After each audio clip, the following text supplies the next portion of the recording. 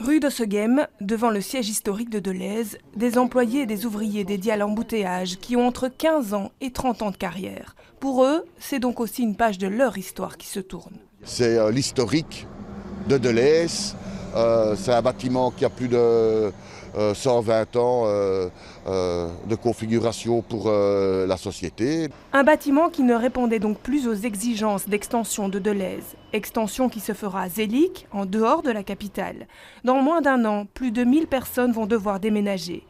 Même si on ne parle d'aucune perte d'emploi, la question de la mobilité des travailleurs inquiète les syndicats. Pour le 7K, il faut rediscuter la possibilité de télétravail. Je crois qu'on est quand même 50% ou 60% de Bruxellois. C'était déjà dans nos projets d'avoir une meilleure vie active et de télétravail.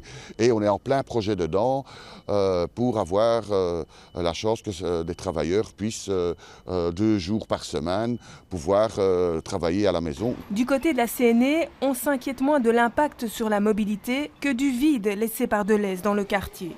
Les responsables de Bessy, eux, parlent d'une délocalisation de trop. Il faut absolument éviter que ce terrain soit occupé pour du logement.